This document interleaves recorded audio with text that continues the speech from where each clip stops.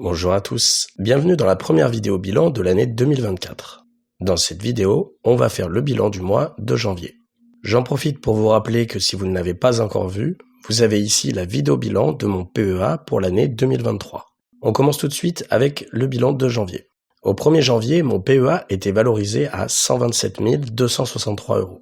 Il est à présent valorisé à 127 664 €, soit une plus-value de 401 €. Donc une performance quasi nulle de 0,32%. Je n'ai plus que 305 € de liquidité puisque, comme vous pouvez le voir, j'ai investi 9 985 € sur les marchés en janvier.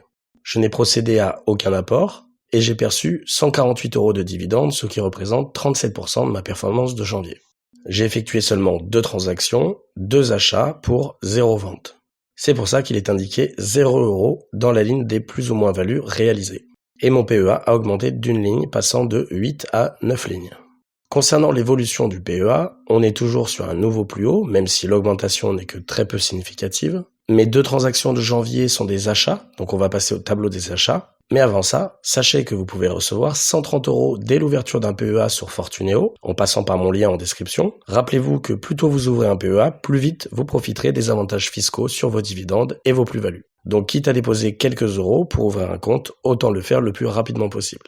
Et tant qu'à faire, autant recevoir 130 € à l'ouverture. On repasse tout de suite au tableau des achats. On peut voir que le 16 janvier, j'ai acheté 25 titres de l'entreprise danoise Genmab pour un montant de 6 825 €.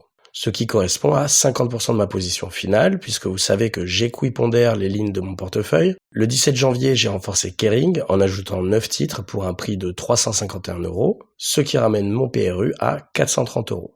Alors certains l'auront peut-être remarqué, c'est la première fois que je surpondère une ligne qui est censée être terminée. Je l'ai fait uniquement car Kering est une grande entreprise du luxe, valorisée à près de 50 milliards d'euros et qui continue de générer près de 2 milliards de free cash flow annuel. Je n'aurais pas surpondéré une entreprise spéculative, mais Kering est tout sauf une entreprise spéculative, même si elle traverse actuellement une période de turbulence. Concernant Genmab, c'est une biotech danoise spécialisée dans l'oncologie. L'entreprise a été créée en 1999 et a déjà commercialisé 6 traitements différents. C'est donc une entreprise qui a fait ses preuves et qui génère continuellement des bénéfices. Si on regarde ses fondamentaux, ils sont tout simplement excellents. L'entreprise ne possède pratiquement aucune dette, avec une dette sur EBITDA de seulement 15%. La marge brute est de presque 100%, pour 25% de marge nette. Le ROIC est même de 103%.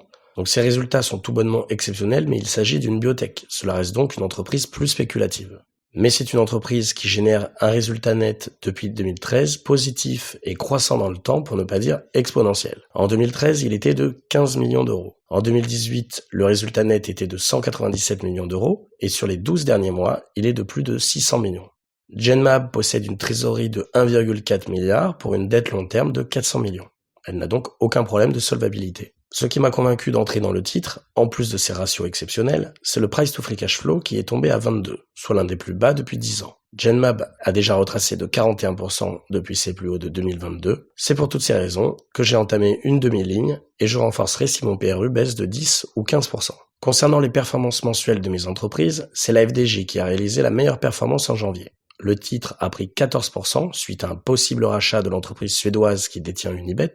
Téléperformance réalise une très belle remontada depuis octobre et est déjà sur un plus 46% de performance, et donc 10% en janvier. Vetoquinol, malgré une chute de 7% le 24 janvier suite à une légère baisse de son chiffre d'affaires, a performé de 4% en janvier. Equasens affiche une moins-value de 12% et Rémy Cointreau ferme la marche avec moins 18%. Mon top 10 est donc remanié avec la FDJ qui prend la 2e place, suivi d'Evolution AB et de Kering qui profite de mon renforcement. En parlant de Kering, j'ai perçu 148,50 € de la part de l'entreprise le 17 janvier. C'est donc mon seul dividende de janvier. Par rapport au CAC 40 dividendes réinvestis, je sous-performe le CAC de 1,59% puisqu'il a performé de 1,91% en janvier.